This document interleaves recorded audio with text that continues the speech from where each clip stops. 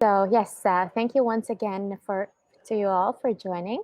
Just a quick reminder that if you have any questions or comments towards Kamal during the webinar, you can write them in the comments section on Facebook page, and all the questions will be addressed after Kamal's presentation at the end of the webinar.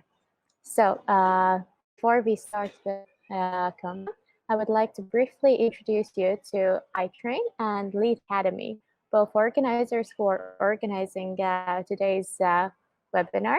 And yes, quick note to all who are attending today's webinar, you are very much invited to join also Kama's Mindfulness Masterclass, about which she will tell more about during the webinar. So at the end of August, we will be having a masterclass where all the tools that you will hear about today, they will be taught to you more in depth. So you can sign up today and read more information if you follow the bit.ly link. So it's bit.ly/iTrain2608. And as a thank you to all who have joined today, we're offering you a 10% discount. So once you go to the Eventbrite page, you can enter this discount code and you will receive a 10% discount to get the tickets. So yes, thank you all for joining. And so yes, now briefly about iTrain and Lead Academy. So first of all, about iTrain. At iTrain, we're supporting digital transformation in Asia, and we are the pioneers and leaders in tech learning. And at iTrain, we believe in two core principles: the power of technology to shape the future and help us build a better world, and that love of learning is the source of human ingenuity and well-being. And our goal, which is backed by government and academia, is to fast-track Asian businesses with the latest technology applications and know-how. And so about Lead Academy. Lead Academy is an entrepreneurship education who offers workshops and courses both online and offline. And they have the tools and resources which are collaborative, intuitive, business innovation and mentorship tools.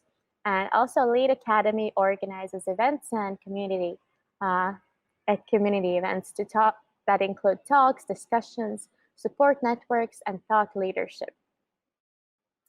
So Lead Academy is a digital entrepreneurship academy established in 2019, and they offer online courses on entrepreneurship experts and digital innovation tools for startups and educators. And also Lead Academy is a mentoring platform to track KPIs and access 50 plus mentors. And Lead Academy has accelerated over 500 startups through their signature Office Startups program. And yes, Lead Academy is also part of iTrain Asia and 1337 Group. And about the courses that iTrain Group offers we are offering courses in mobile development, blockchain, data science, Internet of Things, artificial intelligence, fintech, digital marketing, and cybersecurity. So all the skills that are very necessary for you to survive in this very hectic time that we are living in, where digital transformation and industry revolution 4.0 is taking all the businesses over. So everybody has to keep up and stay relevant to keep surviving. And what else? What I want to mention is that most of the courses are also HRDF claimable. So do not miss the chance to approach your employer and tell him about iTrain and the courses that we are offering. And in the comments section, you can also find the link to our website. So it's itrain.com.mi, where you can learn more about the courses and what is taught in the courses. And as you can see, we've been helping and empowering businesses across many strategic sectors that are both in finance, technology, industry, and manufacturing. And yes, so at iTrain, we are teaching the future. And a kind reminder that all of you who have joined, yes, I will quickly go back to the first slide. So all of you who have joined today, you are more than welcome to join also Coma's Masterclass, to which you have the 10% discount.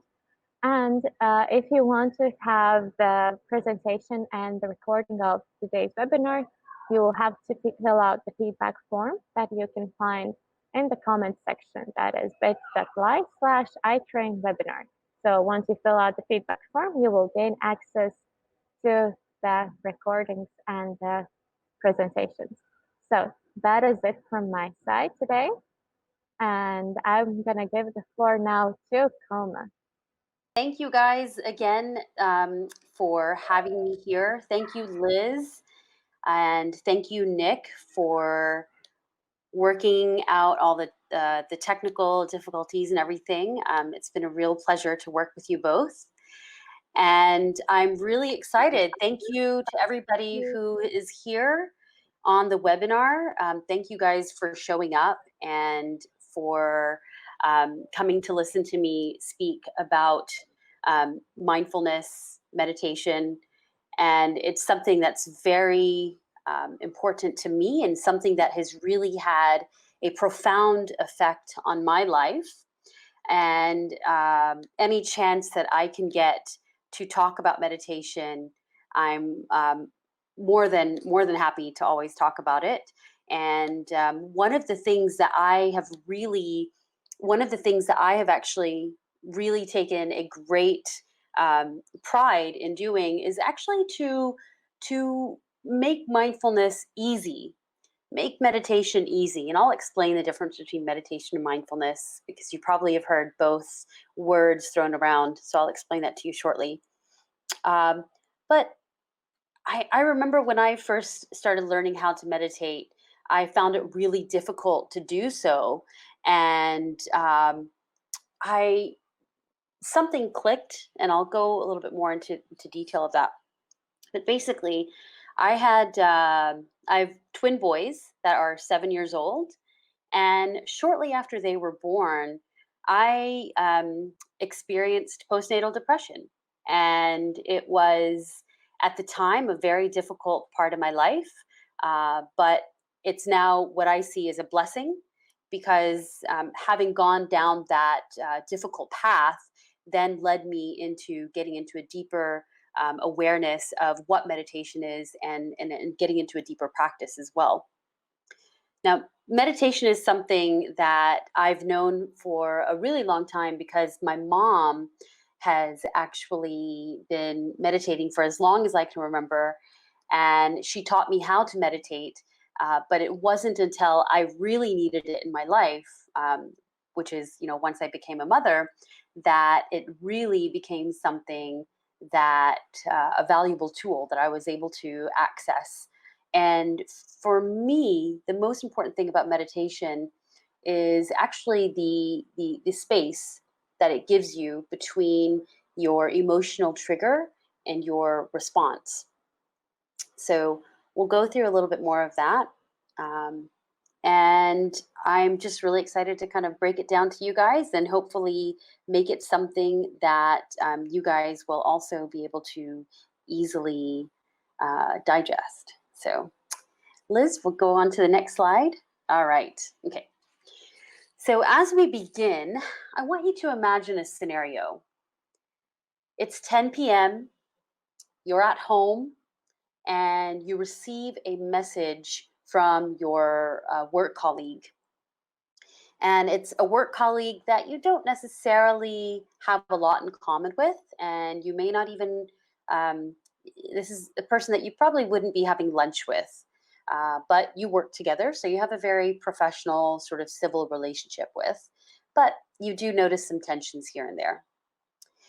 So you notice that the tone of the email is a little off, and your palms start to sweat, your shoulders start to tighten, and you unlock your phone and you proceed to read the message.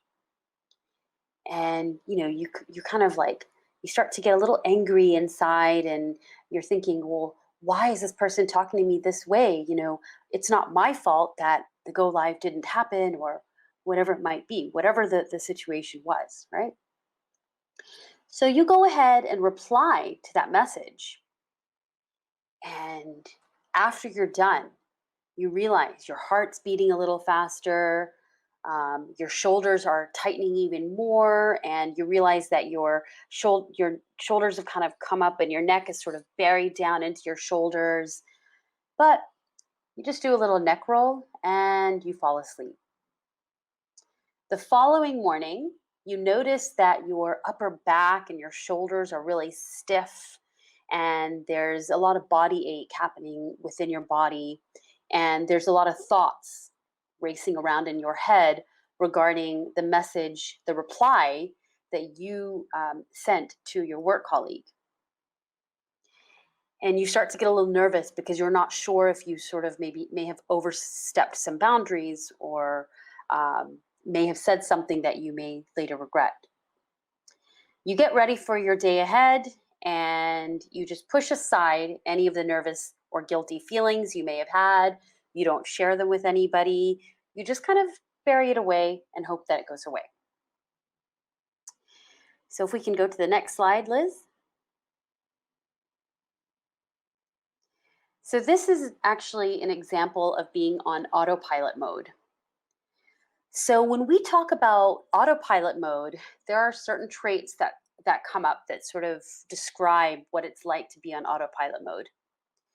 You'll notice that your attention is either in the past or in the future. You may be distracted. You're less aware of things that are happening. Somebody may be calling your name 3 or 4 or 5 times, and you're sort of off into another world, and you don't even hear somebody calling your name. And we also act based upon habit patterns and assumptions. So this is very common to how a lot of us react, because life is moving by. We don't necessarily have time to feel our emotions and figure them out. And the reality is, some of us may not even know how to feel our emotions. So, what do?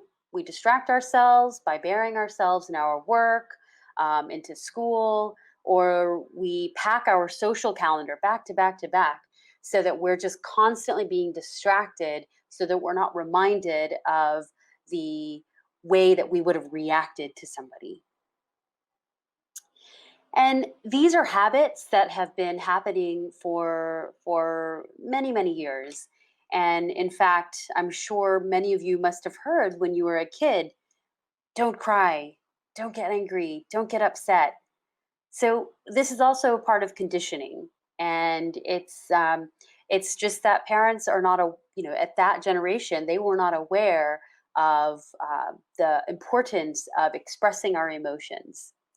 So we are quite lucky and fortunate that we are in this generation where having an emotional awareness is there's so much more importance placed upon this. So in today's workshop, I'm actually going to guide you in getting off autopilot mode and moving into awareness. Self-awareness is actually the foundation of mindfulness meditation.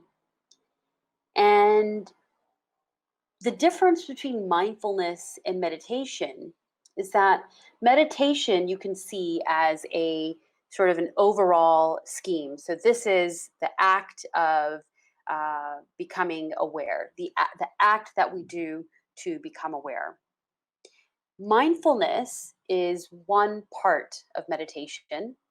And from mindfulness, there's actually very many other criteria, other activities that you can do that would not necessarily be considered meditation, but considered mindfulness.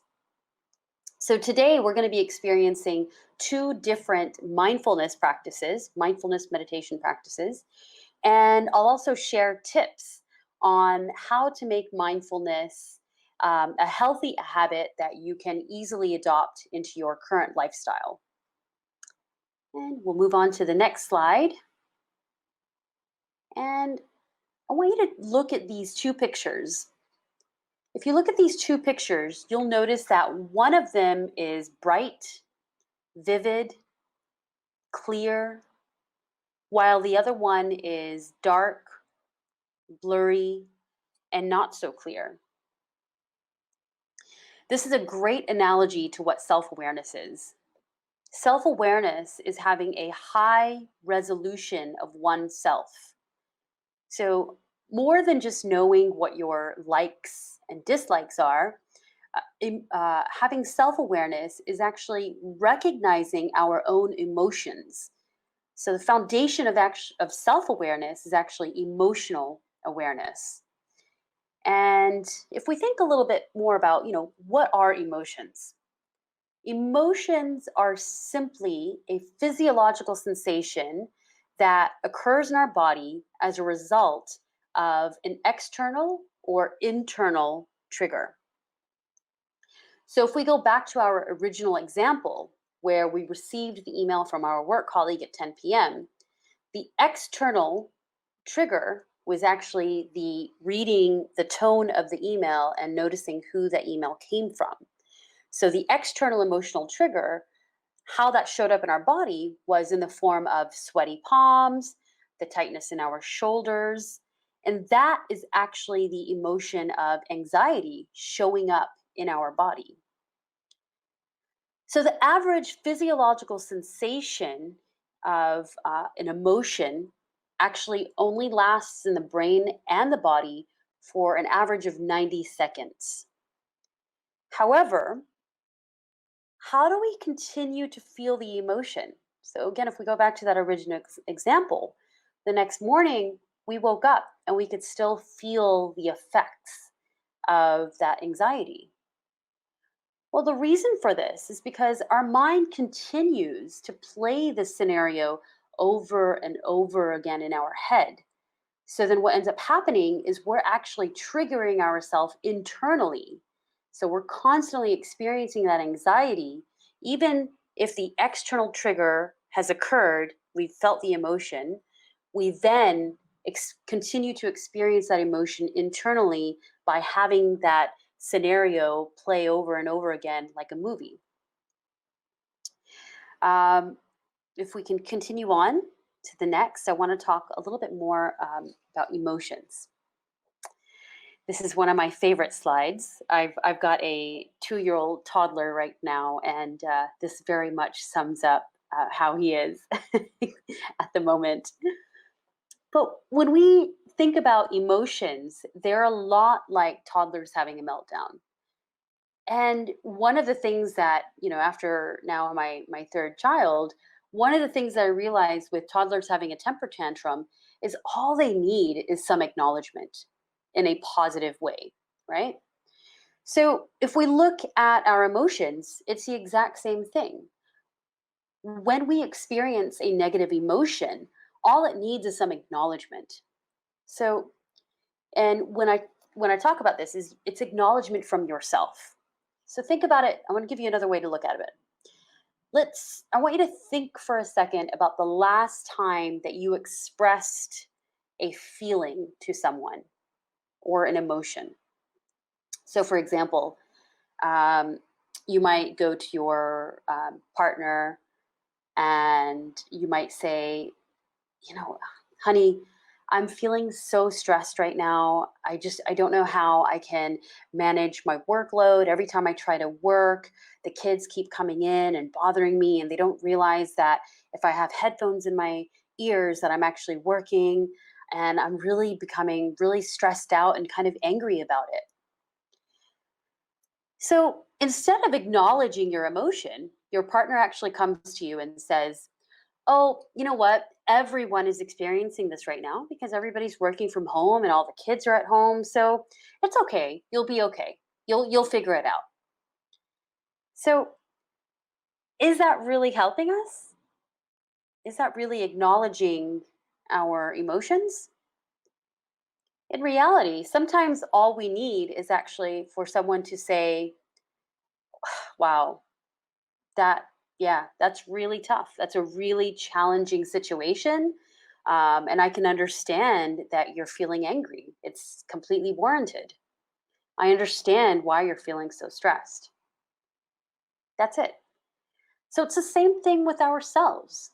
When we actually feel an emotion, if we could go back to that original example and say, I'm feeling really stressed. I don't know. I'm feeling really nervous about receiving this email.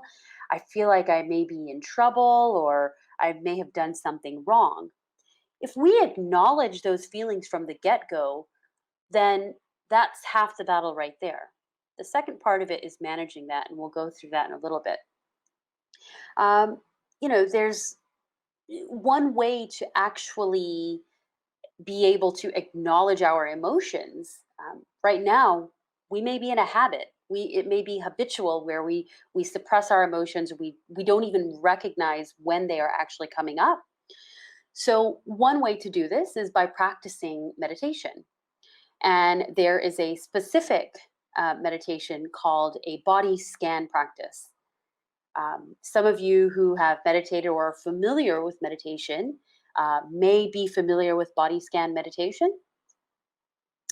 And one of the ways that we're gonna practice this in a minute, but one of the things that I love about meditation is these are all, I like to call them brain exercises because that's exactly what it is. So if we go on to the next slide,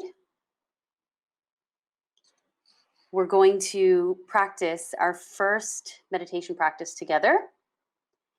And just, I'd like to invite everybody to just get into a meditative position, which all that means is just get into a comfortable position. Comfort is the key here. So I want you to, figure out what that means for you. So it may mean sitting on a chair with your feet flat on the ground, or sitting on a chair with your legs crossed, or it may mean laying down on the bed, having your back straight. The key thing with any meditation practice, or the key thing with the positioning, is you just want to make sure that your back is straight, and just make sure the front of your body is quite soft. So just pay attention to your shoulders, doing a quick sigh if you need to. And the body scan is allowing us to practice two skills. It's going to allow us to develop a higher resolution awareness of our emotions. And two, it's going to allow us to witness our emotions as a human experience in that particular moment. So instead of taking on the emotion as part of who we are, for example, by saying, I am angry, if we start to witness the emotions as a human experience, we can actually change our language and start to say, I'm feeling anger in my body, or I'm experiencing anger at this moment. So while we're going through this meditation, I will guide you through to notice any sensations throughout various points of your body. Some sensations may be pleasant or unpleasant, or they may be neutral. You may not feel anything. Whatever the case is for you, try to meet the body sensation or lack of sensation with an open mind and kindness to yourself. Okay? All right. So I'd like to invite everybody now to either close your eyes or just have a soft downward gaze, just a few feet in front of you. Okay. This is going to be, we'll be meditating for a few minutes here.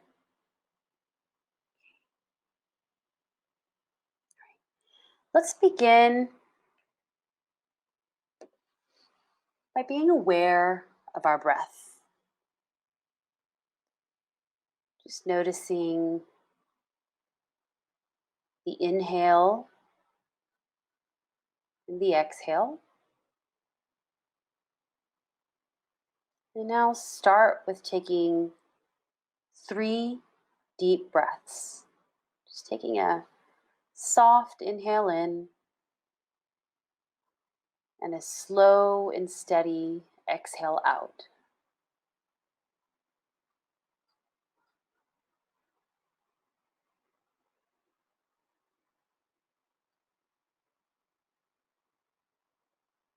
Now just allow your breath to take its natural course, breathing in gentle awareness to your breathing.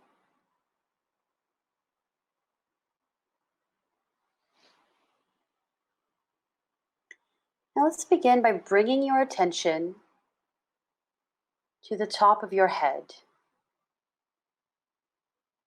noticing any sensations or lack of sensations.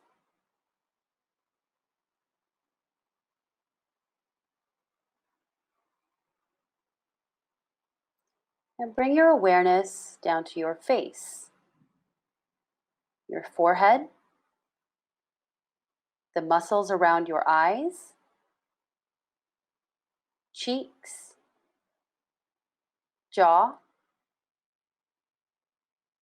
lips, tongue.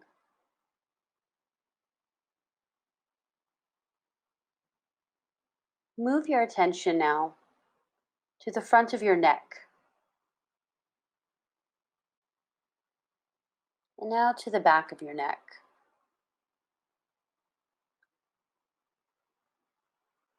There's no need to change your experience. The purpose is not to relax or release tension, but just to simply notice what is.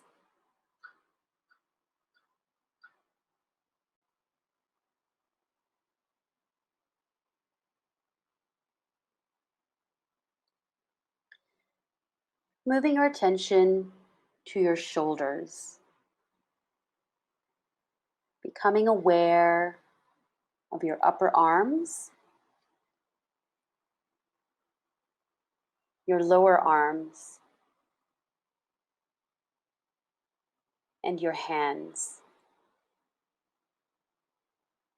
What sensations do you notice? You may notice heat or cold. How about the weight? Perhaps feeling your hands as they rest on your legs. Any moisture or dryness in the hands. Any tingling or pulsing sensation.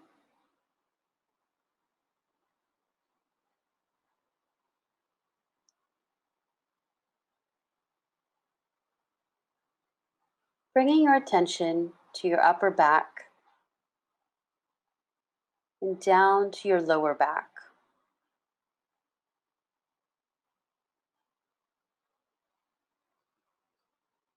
Now to the front of your body, your chest and stomach.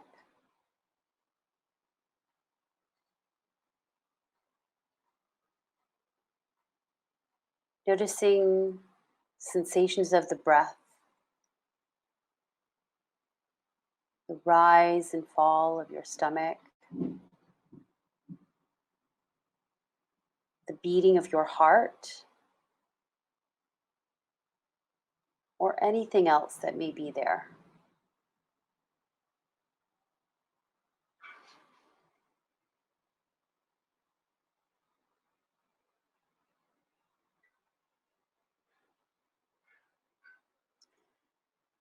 Sensing through the lower part of your body. Notice your hips and your buttocks. Feeling your body the bottom part of your body as it rests on the chair or on the floor.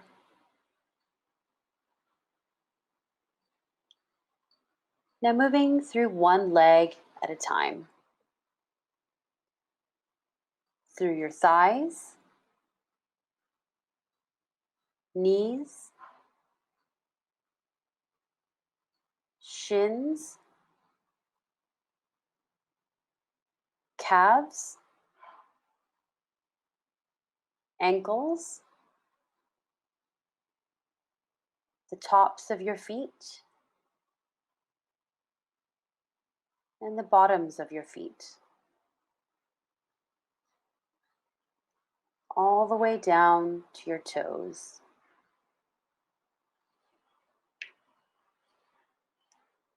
And now, giving that same quality of attention to the other leg.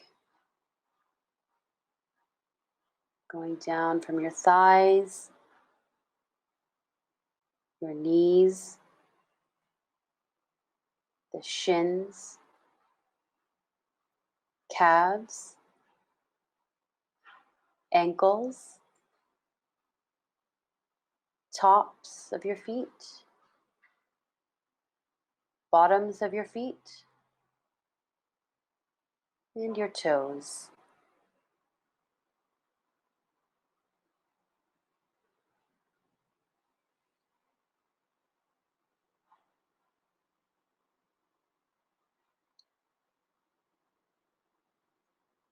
Let's explore what happens when we make a slight physical movement. Bringing your attention back to your face, try raising the edges of your mouth slightly, resulting in a half smile. Notice any changes in how you feel.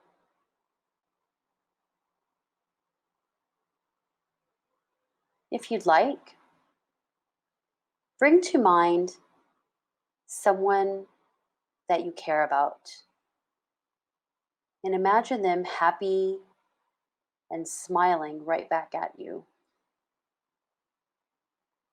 What do you experience?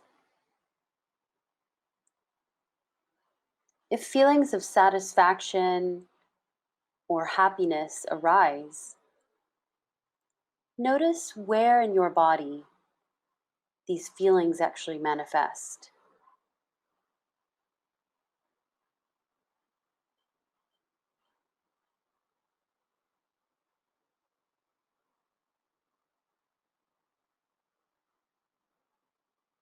Now bringing your attention back to your breath,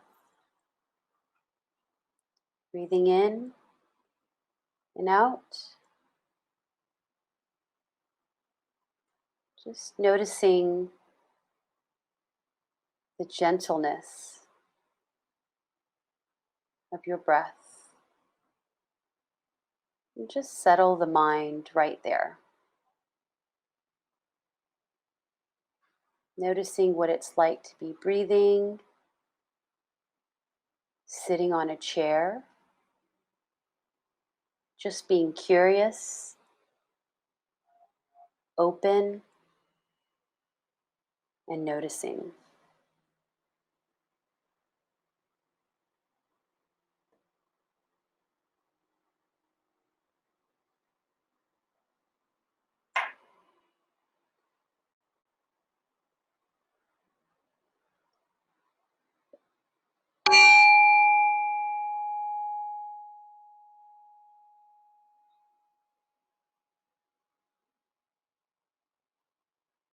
Whenever you're ready, I'd like to invite you to gently open your eyes and return your attention to this room.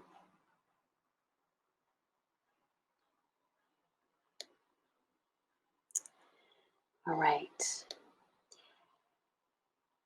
Now I'm just going to, Liz, I'm just going to share my screen.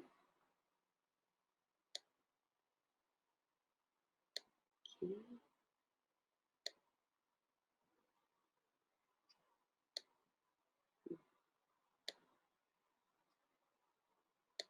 There we go.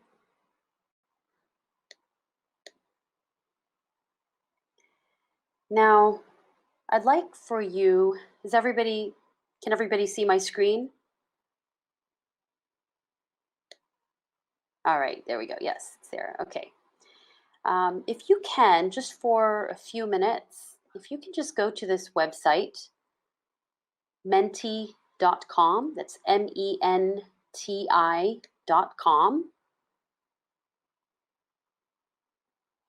Put it in here. And just type in the code at the top.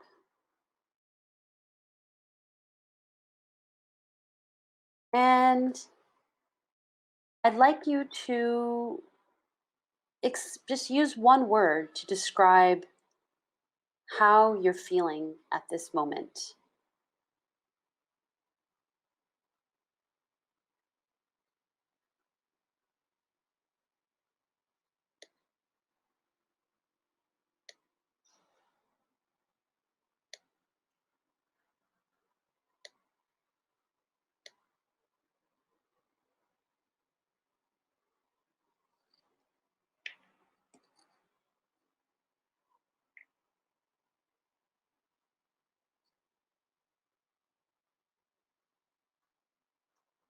All right, getting a few entries in.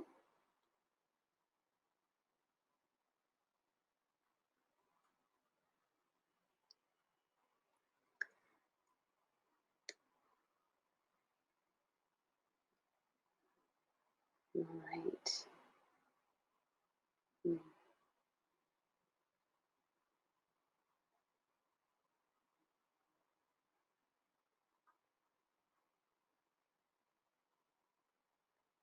All right. So we can see that there's a myriad of different feelings that we're getting across the board. Oftentimes, when we meditate, a lot of these things, such as somebody's typed in a migraine or worry. It's not quite. We haven't been raised in a society or in a culture where we are free to experience negative feelings. So often, what ends up happening is we just brush those feelings aside. We may know that we're feeling a bit depressed or feeling a bit sluggish, but how often is it that we actually share that with someone else? And this is exactly what meditation is meant to do. It brings up these feelings. And the second part of this is actually being able to manage these feelings. We won't have time to get through that today, as if this is sort of a intro to self-awareness. But in the masterclass, we talk more about how to go through and manage these feelings. Though I do have a short exercise that we'll be able to do to experience. All right. Thank you for those that have input your answers. I'm going to just stop this, and then we'll go back to the slides. So Liz, if you can go ahead and bring up the slides again.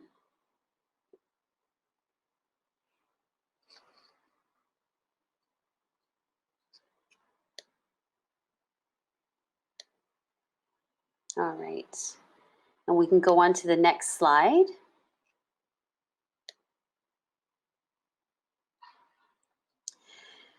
So when we go back to meditation, there are actually two ways that we can practice. Um, and that is actually through an integrated approach and a dedicated approach. And you can see, as depicted on this slide, the dedicated approach, depicted as a dumbbell. It's as if we are actually going to the gym and working out our brain muscle. So in this case, a dedicated mindfulness practice is actually taking time out of our day and sitting on the floor, on a cushion, or on a chair, or even on your bed, or even laying down on your bed and practicing for 1 minute, 5 minutes, 20 minutes, whatever it is. The other way to practice mindfulness is through an integrated approach. And an integrated practice is actually a quick or a micro practice that is actually woven through your day. So, for example, if you're walking from your desk to get a glass of water, taking 3 deep breaths as you walk, maybe even syncing up those breaths with your steps, that would be an example of an integrated approach. So think about all the automatic things that we do in our day-to-day life. Brushing our teeth, taking a shower, walking to our car or the train. Oftentimes, our body is doing this automatic activity that we've done hundreds of thousands of times before, but our mind is thinking about other things. So it may be thinking about our checklist of to-do list of what we have to do that day or what we're going to have for lunch.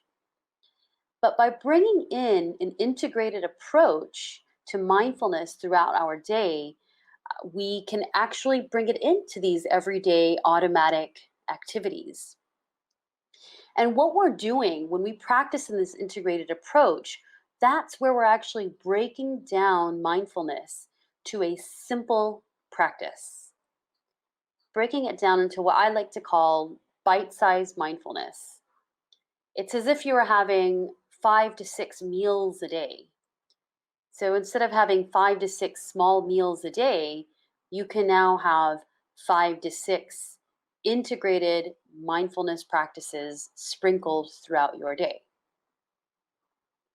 The easiest way to start an integrated practice is by taking 3 conscious, deep breaths before starting any new movement, or walking from one room to another, or changing from one task to another.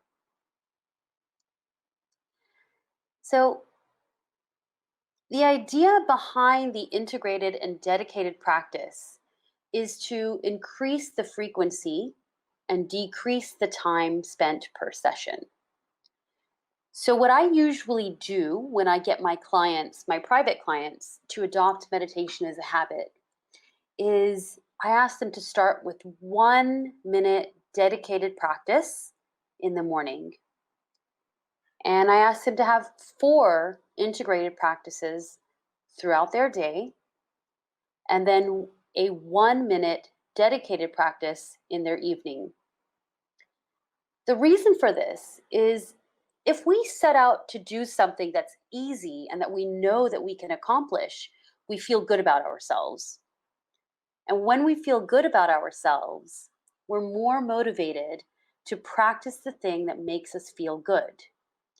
And to really start to see a shift in ourselves as a result of meditation, consistency is key. So, daily practice and making it a habit. If we can go on to the next slide, Liz.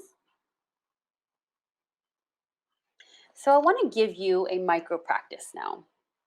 This is called the head, body, and heart check in. So we're actually going to do this with 3 breaths. So as you can imagine, the 3 breaths, with the 3 breaths, we're going to be checking in with the head, the body, and the heart. Now, these are the three regions in our bodies that have the most neurons. And the reason this is important is when we stop and check in on these three areas, over time, we start to pay attention to sensations we may be feeling in these three regions. When we consciously put our attention on these sensations, we have the opportunity to actually improve neuron connectivity, which increases our neuroplasticity or expansion in our brain. 40 years ago, scientists didn't think that the brain could change. In fact, they thought that the brain that we were born with was, set with a certain number of brain cells, and as we continue to age, we start to lose brain cells as we go along. However, new scientific research indicates that we actually have the potential to grow more brain cells, and practicing mindfulness, a brain exercise, is one way of doing this. So the quick integrated practice can be useful before presentations or important conversations. Any time that you need to quickly check in and discern what kind of mental or emotional state you're in and how to best proceed. So the way that we're going to do this is you can be sitting in any position. Again, this is just a very quick micro practice. But we're going to take I want you to take 3 deep breaths at your own pace. And each breath is a reminder to scan that particular area of the body. So the first will be our head. So we're going to just take a deep breath in and just think about what thoughts are present. Second breath, checking in with the body. What physical sensations or emotions are present? And now taking a third deep breath in and checking in with the heart, which actually signifies our values and our intentions. What's the most important thing right now? How do I hope to show up in this next moment?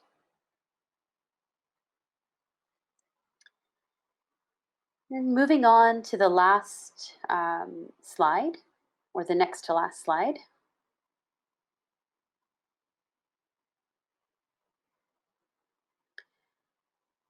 So now that we've experienced the body scan meditation, we've experienced a integrated practice of checking in with 3 different areas of our body. It's quite natural that we act out to go do something, and we want to know how we are progressing. We want to know that we're doing something for a purpose. We're doing something to get somewhere. So the ironic thing is that the act of meditating is actually a non-doing. When we are dedicating ourselves to a meditation practice and we are sitting and practicing our 1 minute, 2 minutes, however many minutes you want to dedicate to this practice, the goal is actually for you to just be. Simply be. It's not often in our life that we are given the opportunity to let our body rest in silence and to consciously be there. Of course, when we're sleeping, our body is still, but we're not necessarily conscious. So doing this in a conscious approach. Now, saying that, as I mentioned, it is natural to make sure that we are progressing with this. So I created just a list of things which will tell you These are, I like to call them benchmark experiences. So it's what I like about this is knowing this actually motivates us to actually keep practicing. So one of the first things that you'll notice right off the bat is that you'll notice that it'll be easier to fall asleep. So once you start your meditation practice, you'll notice that you'll be able to fall asleep a lot easier, especially if you meditate just before bed. You'll also start to crave meditation. Once you've been doing it for 7 to 10 days in a row, you'll start to notice that you'll start to miss it, and you'll want to meditate more. You'll also notice sensations in the body when you're in stressful situations. So you'll notice that your chest will start to tighten.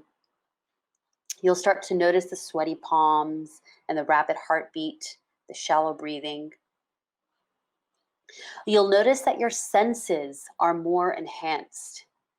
You'll begin to see more clearly. You'll be able to hear more clearly. And you may even start to notice that your taste buds will be more heightened. So you'll be able to taste your food a lot easier as well. You'll notice that your relationships will begin to improve. You won't be as agitated by people. You'll feel less bound to your habits. You'll start to realize that you can actually change the habits. And you'll start to feel more curious and less judgmental. And after a while, you'll also realize that you'll have this ability to fully concentrate on tasks, even when there's background noise. As a mother to 3 children, I can completely attest to this last benchmark experience of being able to fully concentrate on tasks, even in my particular situation of having 3 boys in the background. So if anything, if there's any parents in the house, that in itself, especially considering the circumstances we are all in, that is for me the most important benchmark experience. All right, we're going to move on to the last slide. And as we come to a close, I wanted to leave you guys with a quote. This quote comes from Viktor Frankl, who was a psychiatrist and a Holocaust survivor. And while he was in the concentration camps, he actually based his observations. He wrote a book called the Man's Search for Meaning. Please correct me if I'm wrong, but I believe that's the name of the book, Man's Search for Meaning. And his book is basically based on his observations of people around him in the concentration camps. And he realized one thing, that between stimulus and response, there is a space. And in that space is our power to choose our response. And in our response lies our growth and our freedom. Establishing a consistent mindfulness practice can give you just that.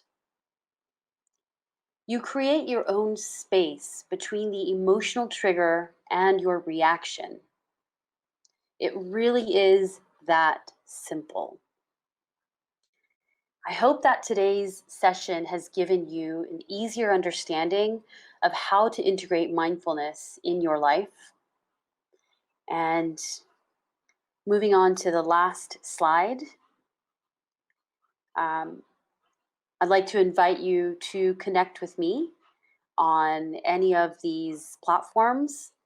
If you'd like to stay in touch, feel free to reach out to me through Facebook or LinkedIn or Instagram. And also, I do have some meditations that I have uploaded onto Insight Timer. For those of you that may not know, Insight Timer is actually a meditation app with hundreds of thousands of meditations, which have been uploaded by teachers from across the world. And it's a great tool to use. And if there's any parents, there's also a kids section in there as well, where you can access kids meditations as well. A sincere thank you to all of you for showing up today. You've made the biggest step, the most important step in your life in understanding what meditation is and arriving and practicing here with me. I'm wishing you all a wonderful day and weekend ahead. And again, a sincere thank you to the iTrain team, Liz, Nick, and everybody else that's there. Really appreciate having me here.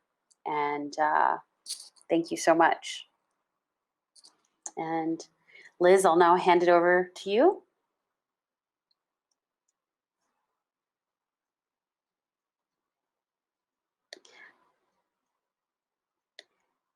Yeah, so thank you very much, Koma, for the presentation. And if anybody has questions to Koma, you can write them in the comment section. And we have a few minutes if you want to wait and receive the responses. But yes, a kind reminder that to get the recording, you can fill out the feedback form. And let me just quickly add again the feedback form. So yeah, just to add it in the comments section, you can find it. And yes, Koma, you wanted to say something? Sure, yeah. I was just going to say, while we're waiting, I just wanted to tell people a little bit about the masterclass as well. Yeah. So in this course, it's very much about self-awareness and self-management. So we have had a teaser about what self-awareness is, but in the masterclass, the 2-day masterclass, we'll be going deeper into exactly what self-awareness is. And there's about 8 meditations that are sprinkled in throughout the 2-day masterclass as well, which will be recorded. So you'll actually be able to access those meditations as well.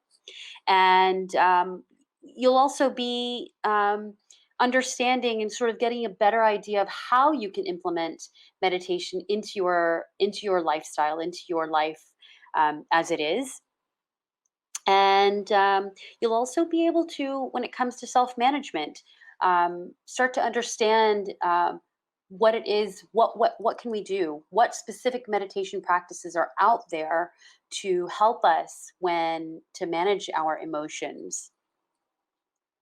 And we'll be doing some extra things in there in terms of helping us to really cement meditation into our life. So we'll be doing some fun activities in this 2-day masterclass. So I really hope you join. And if you have any questions about it, feel free to contact me.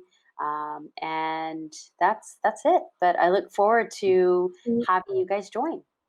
Yes, and we have 2 questions. So the first question is, what is the average time of meditation needed for anyone who has limited time in their daily life? Very good question. So there is actually no average time. I mean, this is the basis of meditation is actually to make this a consistent habit. So it's you want to make it sticky, and so don't put so much emphasis on the time. Put more emphasis on making it something that is achievable, that you can do every day. So even a 1-minute meditation every day will be effective as long as you do it every single day. Now, there may be a point in time where you've been doing the 1-minute meditation for 10 days and you're like, okay, I need something more. You'll know within yourself that, okay, let me try to increase it a bit more.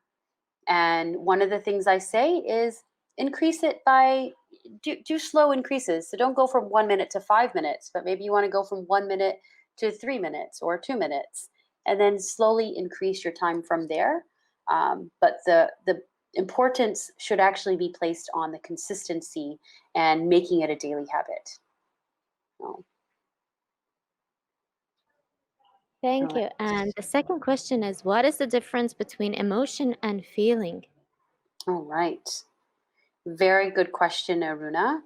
Um, and emotions and feelings are quite similar. If I had to really separate them, a feeling, I guess you could say, is actually that physical sensation that you feel in your body. So feeling is very much in your body, whereas the emotion is actually processed in your brain. So, but the two are very much interconnected, because that physical sensation that we feel in our body is actually the emotion showing up in our body. So, hope that answers your question. Yes, thank you very much, Koma. So Okay. there have been no more questions coming in, but if anybody has questions that they want to send in privately, Koma shared previously her details, but you can also contact iTrain to get more information. And yes, so thank you all for joining. Thank you, guys. Thank you, Liz. Thank you, Nick. Yeah, thank you all, and have a great day.